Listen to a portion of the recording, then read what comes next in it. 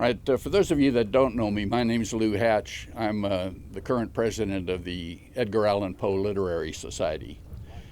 That is the official title of a group that many of you know as the Raven Facts.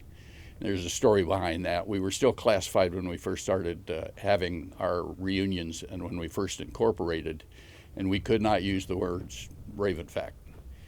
And this was kind of a tongue-in-cheek answer from the Raven Facts that we incorporated in the state of Texas under the name the Edgar Allan Poe Literary Society. And we are a Texas nonprofit. Interestingly, in Texas at that time, whether it was a law or legal convention, I'm not sure, but you could not use the word Raven in official documents, on license plates, anything like that in Texas. The reason being that is Sam Houston's Cherokee name. And it was blocked from use. And it wasn't until '94 that Ann Richards removed that block, and I was able to get a license plate with Raven on it. I'd like to welcome you all here. I think you know why we're here. We're here to dedicate a memorial to the Ravens, to the entire organization, and in particular to our lost and to our surviving. But I wanted, and we wanted a monument that would honor everybody that volunteered for that mission.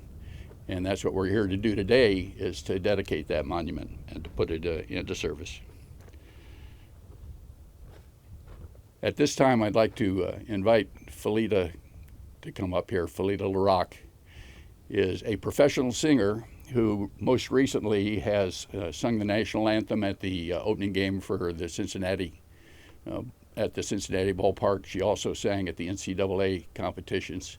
I first saw Felita at the search and rescue exhibit that was dedicated here in the museum and heard her sing Rescue Me, their anthem, and was extremely impressed. Felita is donating her time and her talent to us.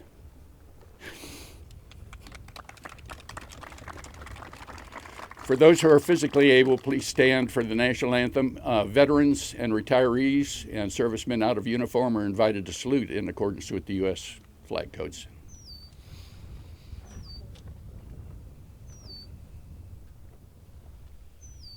Oh, say, can you see by the dawn's early light what so proudly we hailed at the twilight's last gleaming, whose broad stripes and bright stars through the perilous fight o'er the ramparts we watched were so gallantly streaming, and the rocket's red glare, the bombs bursting in air, gave proof through the night that our flag was still there. Oh, say, does that star-spangled banner yet wave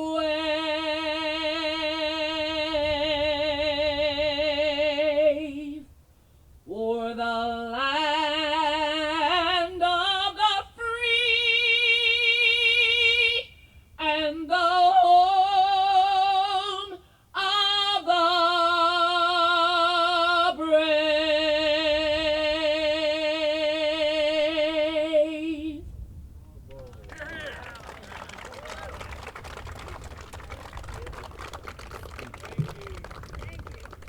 Thank you so much, Felita. Have a small token of our thanks for this. Felita does this professionally for a living, but has refused any payment. She did this for our youth.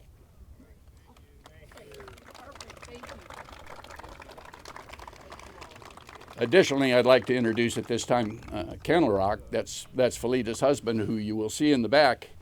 Ken is the videographer, and he is donating his time and talent as well. He is taking videos and pictures. I don't know if he's flying a drone today. No drones today. Okay, I was going to tell the ravens not to laugh and point and stare at it. It makes for a bad video, but. Okay, yes, please be seated. I had some historical remarks and stuff that I found highly interesting. My wife told me it was boring, but we decided that needed to be cut out because of the temperatures today, and in hopes of keeping this short. But I am going to talk a little bit about the history of the unit that we're honoring, the Ravens. The guys you see in the black shirts here that served with the Ravens know all this. I say know all this. Some of them, there's probably some surprises in there. But the program, I think most people are aware now that the Ravens were a civilian closed operation operating outside of the U.S. Air Force chain of command. We were operating under the auspices of the State Department and the ambassador to Laos, the U.S. ambassador to Laos. We actually occasionally saw direct orders from Kissinger, who was the Secretary of State at the time, in governing the operations, especially towards the time of the peace agreements at the end of the war. And that's what we did. We volunteered for a mission that we knew nothing about, and all we knew about was what we heard. It was an exciting mission, which usually reads dangerous, and you got a lot of flying time in, and it was a rewarding mission, which it was. It certainly was. I think almost to a man in here, most of us will consider that the best assignment we ever had in the Air Force, and that spans 20 and 30-year careers. And it was something that's extremely important into all of our life. So important that we have a reunion every year. Started in 1972 while Ravens were still flying combat in Laos. The guys that were back home held our first reunion. 1972, we've had a reunion every single year since then, an in-person reunion, with the exception of 2020. Because of COVID that year, we did an online reunion and memorial service, which we'll be doing at the end of this. But the actual Raven program goes back to our predecessors, the Butterfly Facts. The Butterflies were a group of enlisted and officers that were combat controllers, but not pilots. And so they FAC'd either from the ground, directed airstrikes from the ground, or they rode in the right seat of Air America or Continental Air Services International airplanes. Would drop smoke grenades out of the right seat of the airplane, flying with civilian pilots, and direct airstrikes, often early in the program using a man-pack radio or a backpack radio that the ground troops would use. And that's the way they earned their money. As the war wore on, the Butterfly program grew to where we had a total of 17 guys that flew as butterflies. The last of them was assigned in 1966, and the last one left in 1967. It was the result of a historic flag officer level meltdown by General Momeyer that found out that enlisted troops were directing his airstrikes, his tactical airstrikes, and he said this practice will end immediately. And it did. There was no further butterflies signed in, and now the ambassador was left trying to support the same war he had been supporting with all the butterflies. He was facing the loss of the butterflies, and how do you replace them? Momeyer's edict was that these would be rated fighter pilot qualified pilots that would be flying as FACs for his airstrikes. And that's when the Raven program started. So the first 17 men were all butterflies. The last 4 of the butterflies were actually rated pilots that came out of Robert Field and were flying U-10s and the borrowed O-1 and that kind of thing for the ambassador as kind of a stopgap maneuver. So that they didn't have an abrupt stoppage of all their air support. But they did that. It was an ad hoc arrangement at best. But the 4 of them moved over as butterflies. Jim Kane, Don Moody, Bob Evely, and Joe Smith moved over and assumed a Raven call sign in 1967. So the last butterfly was gone in 67, and the first Ravens took flight in 1967.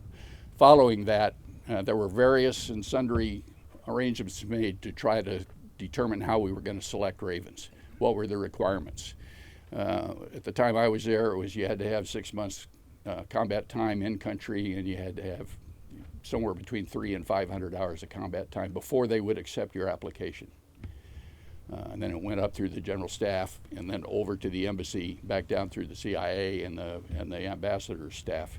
And if you got selected, you went to Udorn, signed in all your uniforms there at the 56 SAO, the Special Operations Wing. They locked up all your uniforms until after you left country, or until at the time you left country. And you walked across the border. Well, I say walked. You flew across the border on an aircraft called the Elephant, which was a Air America C-47 that flew the run between Udorn and Vientiane. And you started getting a couple of briefings there, and as to what you were going to be doing. And that's the first time you got any real information about what it was you were going to be doing. The Raven program continued and grew. And when we wound up with 5 different military regions. What I'd like to do is get Gene to go ahead now and uncover the monument. The reason being that there is a map on the front, and there's a picture of 2 of the airplanes that we flew, and there's a short story on here. But I'd like to get Gene to pull the shroud, and you can see what we were talking about in the country.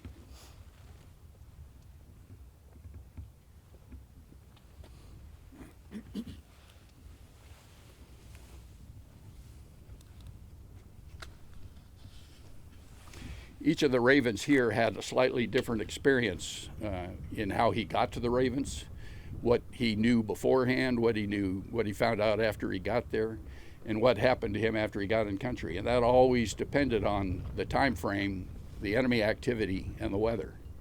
And everybody's experience as a Raven was slightly different than everybody else's, and they all have their own stories to tell. And if you want to spend some time over this next night or two, the stories will be in the hospitality suite. And this is the monument.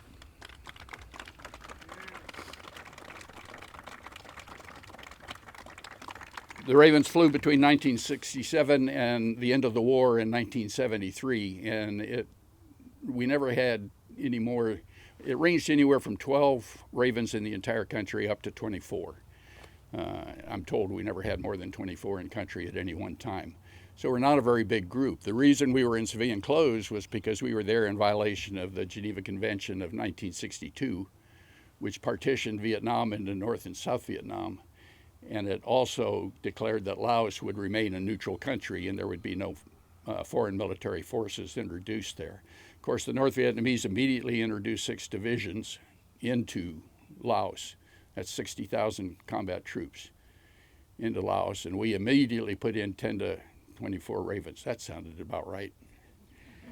And we also had, 100 or more CIA case officers and stuff that worked with the Hmong and with the Lao armies, ground troops and that kind of thing. But that was the reason for the secrecy of the war, was the Geneva Convention and the fact that we were technically operating in violation of it in response to the North Vietnamese violations of that treaty.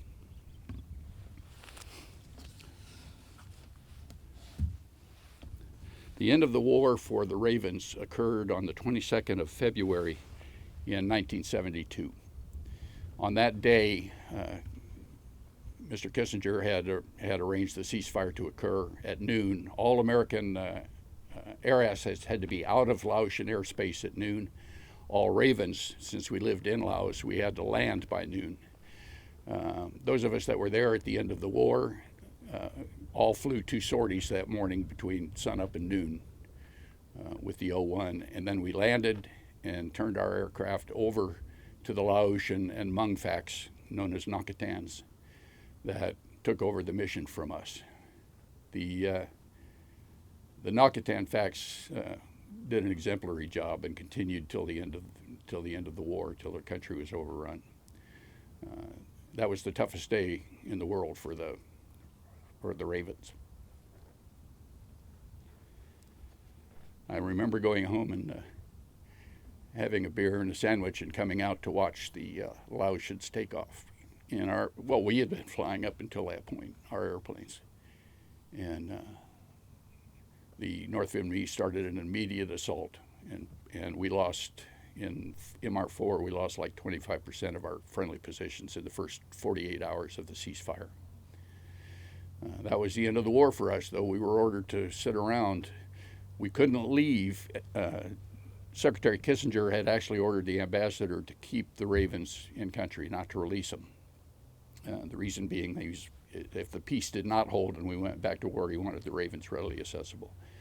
So most of us stuck around there at least until late spring, and I think the last of the active duty Ravens at that time left in August of 1973.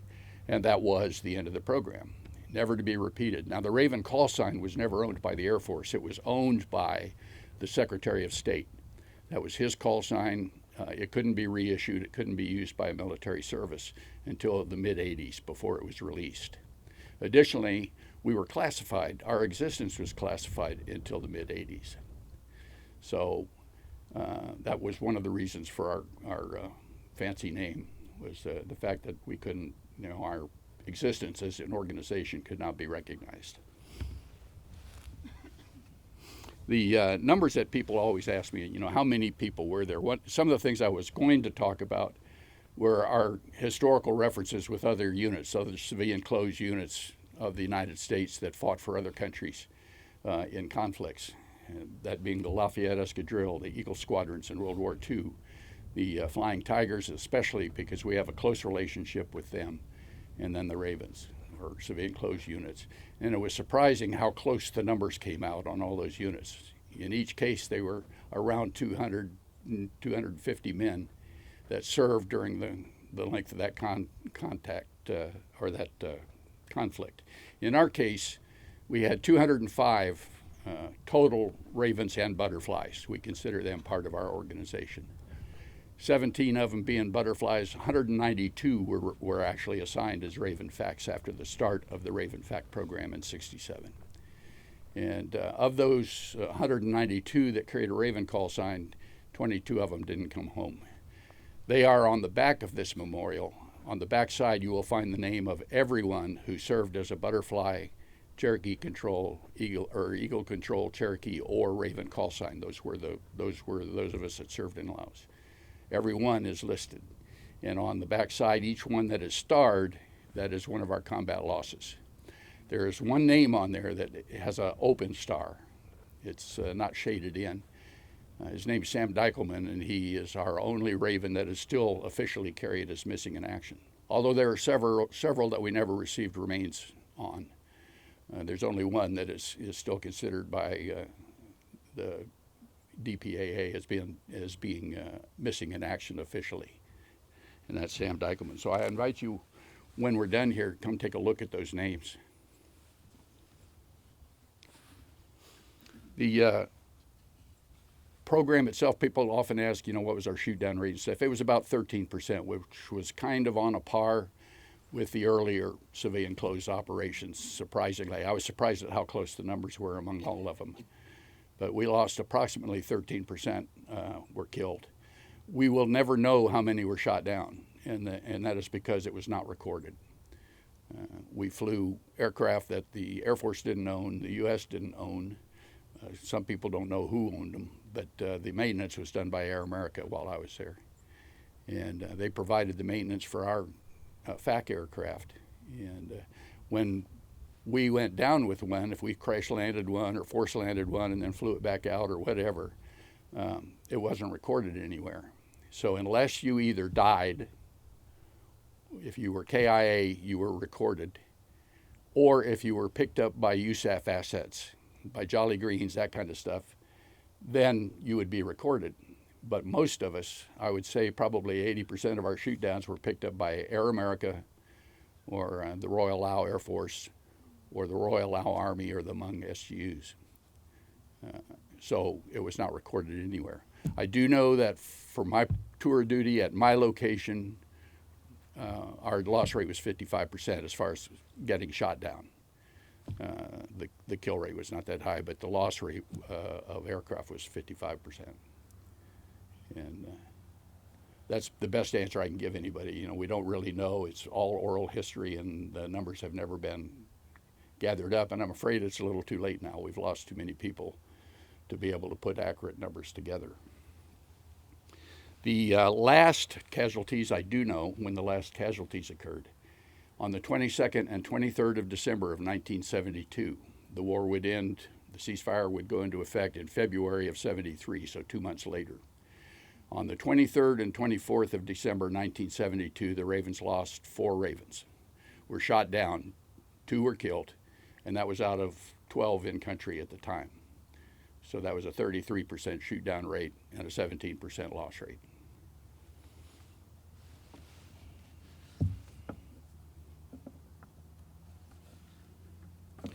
This time I'd like to just tell you about the genesis of our monument here. There's a man in the back here that has decided he didn't want to speak at this. He wants to sit in the back and try to remain unknown to the crowd. This whole thing was Gene's idea, Gene Hamner. Gene worked in setting up the Raven exhibit that went into the search and rescue exhibit that was dedicated, 2 years ago, I think, or 3. And Gene had worked with the museum staff on that. And he called me up one day shortly thereafter and said, you know, I was walking out of the museum and they have this memorial garden. And I said, well, yeah, I know. I had been there when they dedicated the Olfac Museum, which is all the way up by the museum if you walk through this place. And I said, and we're on that. We have a patch on that as well. But I said, yeah, it's kind of a great place. And so he started looking at it, and he said, you know, we ought to have a monument in there. And I said, Gene, that's a great idea. You're the chairman. And that's how Gene became chairman of the Monument and Memorial Committee. And he's done an unbelievable job. Gene started drafting up the thing. We started, well, you know, we can get plaques. They have ground plaques, and then they have benches. They have benches like that we can get graphics on and stuff. They have some that are walls with plaques on them, all of that stuff. Or we can, you know, they have the big ones. And needless to say, we said, let's do a big one. And that's when Gene's 2-year nightmare started. Gene went to work on that. He worked with Larry Morrison, who is the man who created this, on the graphics and the stonework, acquiring the stone, getting everything done, and with Amanda. And Amanda Austin is the manager of this memorial garden, as well as of reunions and special events here. And Gene has been working with her intensely. I had never met Amanda. I just got to meet her today, but we've met through email traffic back and forth over the last 2 years. And between the 3 of them, they did just an unbelievable job. I think you'll agree. That was a terrific design and terrifically done.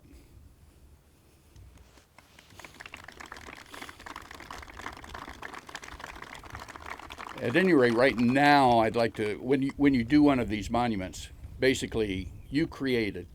You have to get approval to do it. And that's what has been Gene's nightmare all along, is getting all the approvals that are needed, including, you know, they have to go through heraldry as your patch is accepted and all that stuff.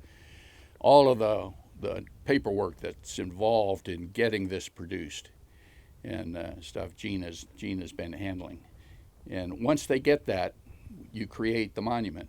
And once the Air Force says we will accept that as a donation, then you create a donation of this item to the Air Force Museum. And at that point, the Air Force decides we'll accept that, because they also accept the lifetime care of the monument when they do that. And right now, I'd like to introduce you to Brian Carnes. He will be accepting the donation of this monument for Director Tillotson of the Air Force Museum. And he'll accept the donation. It then becomes the property of the National Museum of the U.S. Air Force, and we become visitors here. And I'd like to introduce Brian at this time. Thank you, everyone. I was part of the paperwork process to get this approved, so that's my fault if it got held up a little bit. But on behalf of Mr. Tillotson, the director of the National Museum of the Air Force, I would like to officially accept this monument and memorial as part of our air park for the longevity of the museum. So thank you, Lou. And I have to say, I love seeing everyone here. I worked really hand in hand with a lot of people, Craig, Gene, Lou, a lot on the email on the SAR and the Raven exhibit that is inside right now, along with the museum team back there that showed up for this event. So I really do appreciate everybody showing up. This is a beautiful monument and a memorial on the back side. So thank you so much. Thank you, Lou.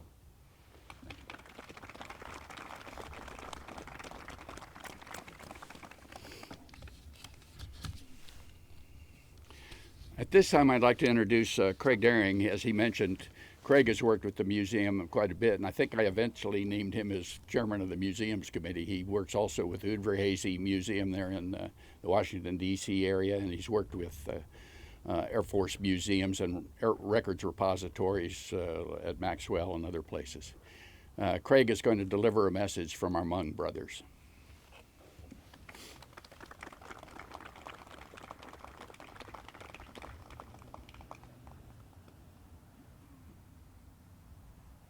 Well, you know, I have to start out by saying I'm a little bit upset. I just can't believe that as much as Terry and I were looking forward to being here with all of our friends, our Raven friends, that so many of them opted to send their grandparents instead. But nonetheless, we'll somehow try to get through it.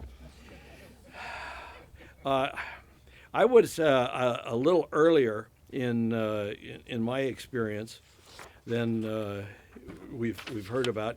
I went over in April of 1970 and came back in March of 71 and stayed at Long Chen the whole time.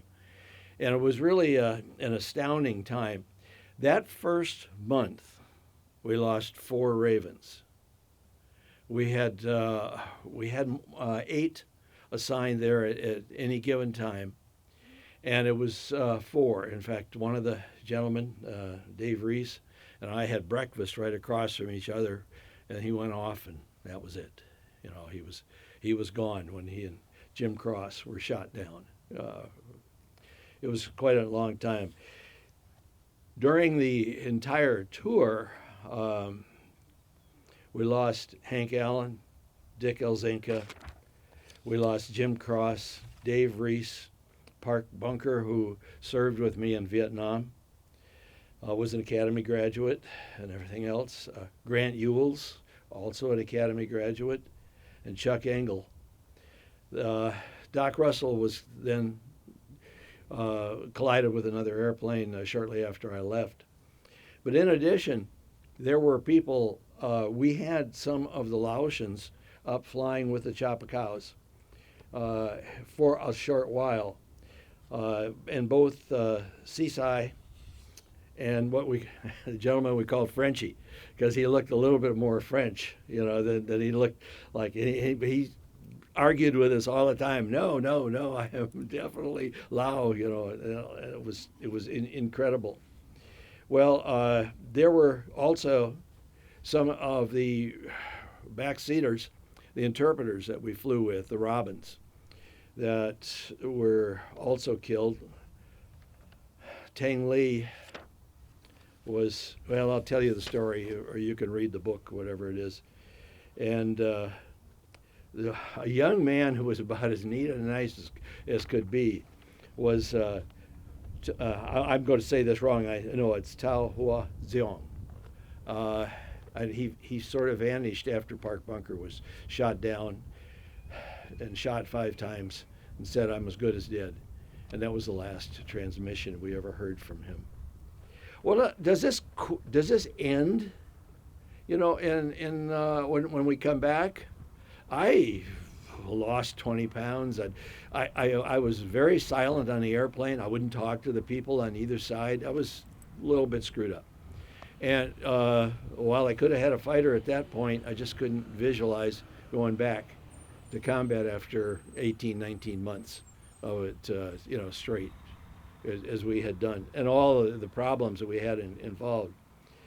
So I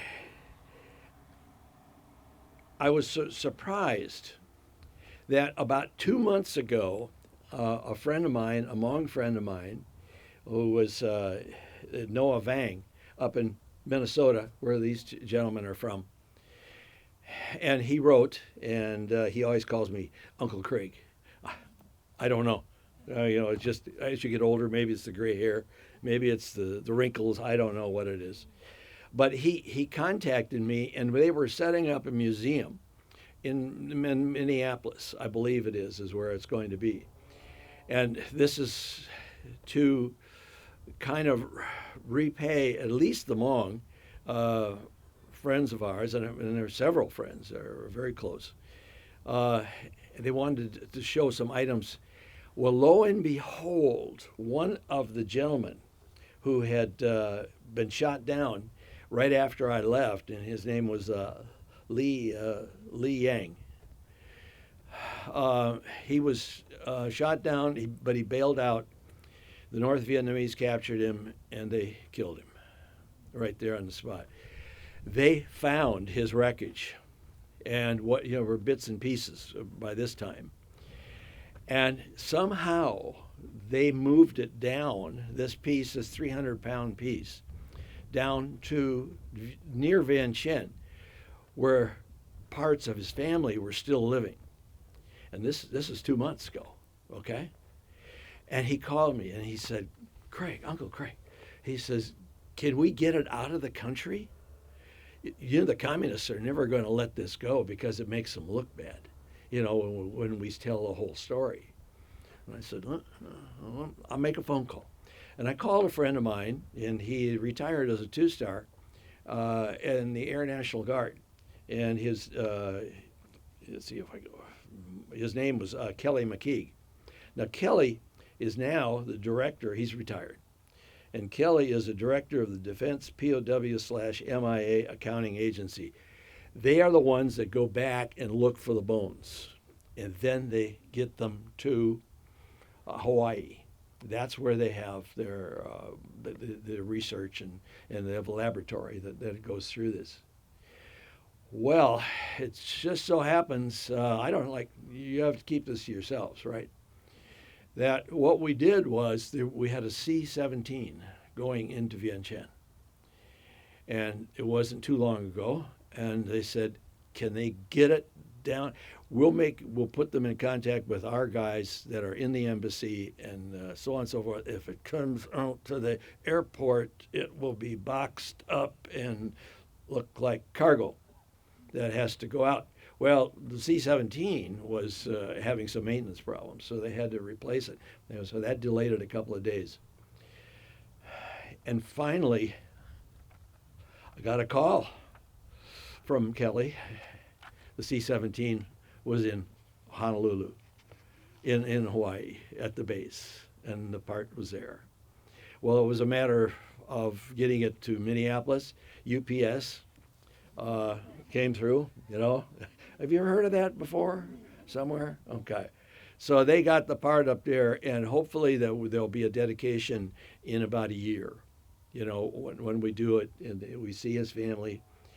I know that his son, so he's an adult, he's close to our age, came over to see the part and broke down crying. This is just in the last week or so. And then I got this email, and I'm going to read it to you and then quit. It says, Dear Uncle Craig and General McKeague, I am sending this email with deep emotion, as well as a sense of closure, from me and the son whose father flew this aircraft that has now been received here in Minnesota. Both of your commitments, along with the agency team, to this humanitarian act goes far beyond duty. It reflects deep compassion, profound honor, and an unwavering respect for those who served and sacrificed. What you have helped bring forward is not just a piece of history, but a connection. One that carries meaning for families like ours who have long carried both pride and unanswered questions. Receiving this aircraft is deeply personal. It represents not only a chapter of the past, but also a step towards healing and remembrance. Your efforts have made it possible for this story to continue, to be shared, understood, and honored by future generations. Please know that your dedication has not gone unnoticed. It has touched us in ways that are difficult to fully express. And it will remain with us as part of our family and our community's story moving forward. With sincere gratitude and respect, sincerely, Noah Vang. It doesn't quit, does it? It just doesn't quit. Well, that's why we were involved with such a unique program. I thank God every day for the opportunity. I thank my guardian angel for getting me through a lot of serious, serious problems, and I can't wait to meet him on the other side. And I thank, of the Chapacaos. There were 35 that were trained as pilots. 17 of them made it back here to the United States. So that's slightly over a 50% loss rate. Fly until we die, right?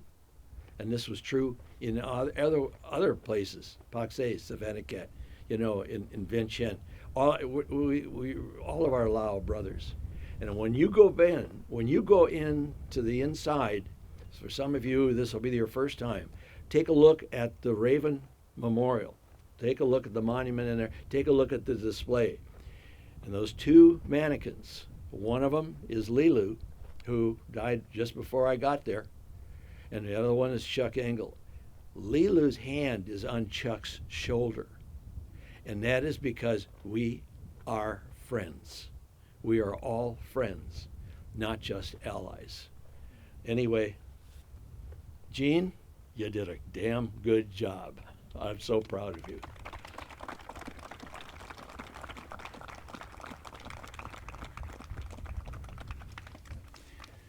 At this time, we're going to try to terminate a little bit early, but we do one thing at all of our reunions that is the centerpiece of our reunions, has been for several decades now, and that is the memorial toast. In the early days, our reunions were held every year in October. The first one was held in San Antonio. We did a fair amount of damage. Next year, they decided, let's go down to Fort Walton Beach, which is where we all trained there at Hurlburt Field in Florida. So we went down there and did a fair amount of damage. When we went to Fort Walton Beach, they kicked us not only out of the club, they kicked us out of the state. They said, we've talked to the other clubs in Florida, don't bother coming back. And so we went back to Randolph, and they said, fine, you pay for the damages, we'll have you, So we went back to there, and for all but 2 reunions since 1972, every year we've been at San Antonio doing our reunion. The early reunions were destructive, and they were emotional. The guys had just come back from the war. One of the reunions was held while we were still in the war, and some of the guys were still over there. The losses were fresh. The dissatisfaction with the way the war ended was fresh, and there tended to be violence, fistfights, and damage to property when we had a reunion. We became rather infamous with our reunions, and probably would have been persona non grata in a lot of clubs for if we asked, hey, mind if we have a reunion there? Probably not, except for Randolph. But the other thing that was happening during these early reunions was people were toasting their friends that they'd lost. And this would go on for the entire reunion. And it was putting a pall over the whole thing. It was hard to celebrate anything when every other moment you were toasting somebody that you'd lost. So we decided what we need to do is make that a formalized memorial ceremony. And every year that the Ravens get together, or every gathering that the Ravens have, we have a memorial service that we do. And it involves reading a poem that was written by Raven Art Cornelius as an ode to a friend he had just lost Sam Dykleman, who is still missing in action in Vietnam. That poem is emotional and heartfelt and written from one warrior to another. We start out by calling the group at 8 o'clock, on the night of our banquet. We call the group together, we ring a bell, and we start with the reading of that poem. Once we've read the poem, we go ahead and we read the name of all of the ravens that were lost in combat. And once we've completed that, we read the names of all the ravens who have died since. We are a true last man organization. When the last raven dies, the organization is dead.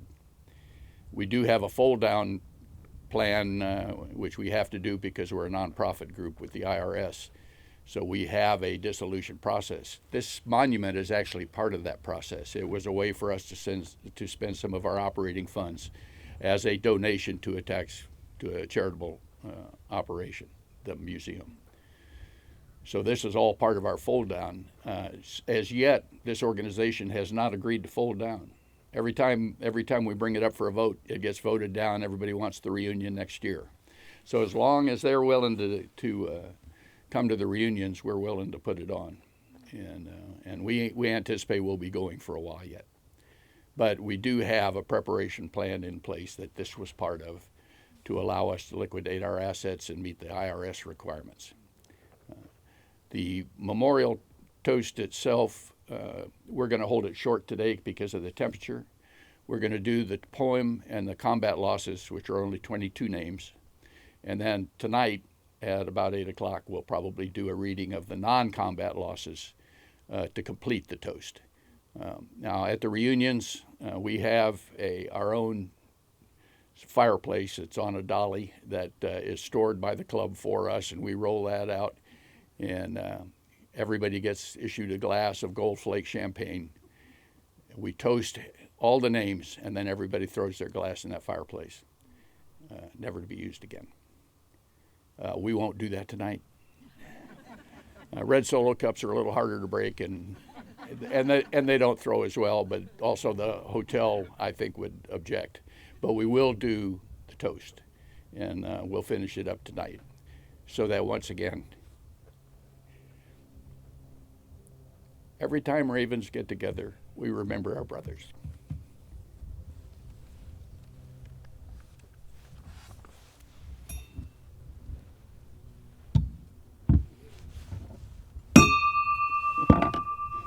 You got to be smarter than the bell.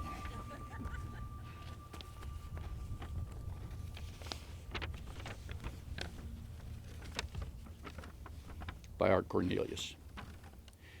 In my memory, I carry the twinkle of your eye, the delight of your laugh, and the courage that was life, as we expected every day to die. The red muck stuck to our boots and our tires, the dust to our bodies, and silver wraiths of mist swirled over and around green mountains. I haven't made it through this poem yet.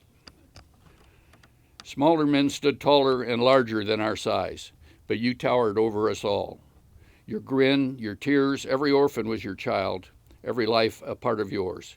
When Cho held on to the thread of his life, you'd have bled for him, breathed for him if you could. You'd have given your life for him if you could. We lived each day in fire and air, and every dawn life's croupier spun the wheel again. And I'd have been a better friend, but I trusted time. There never was a man more strong, more peaceful, more fierce, more fair. And we were all proud to love you. Perhaps one day when the fire is out, green mountains will show a flash of gold. I'll see the twinkle of your eye and smile again.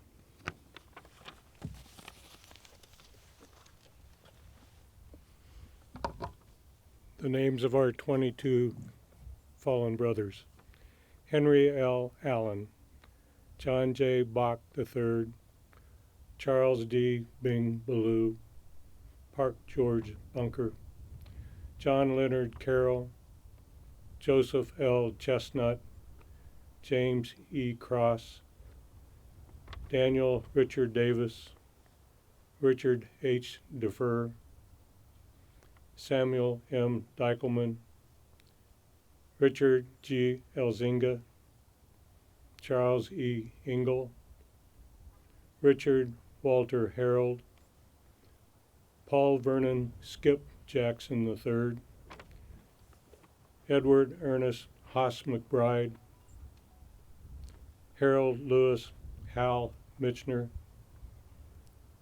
Dennis Edward Morgan, Gomer David Reese III, Charles P. Russell, Marlon Len Sigwalt, George Henry Towsley III, Willis Grant Ewells, 22 lost brothers.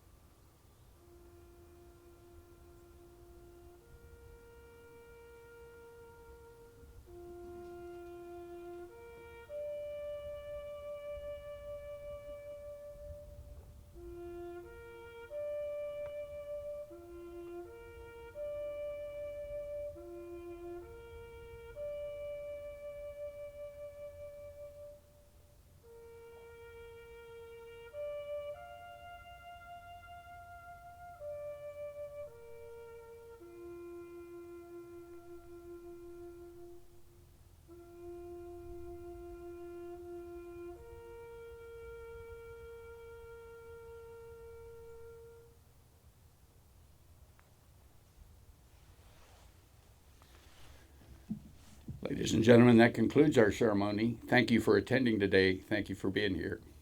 I invite you all to come up, take your pictures, and take a good look at this monument. We're very proud of it, and very proud of Gene and Larry and Amanda, who made it all possible.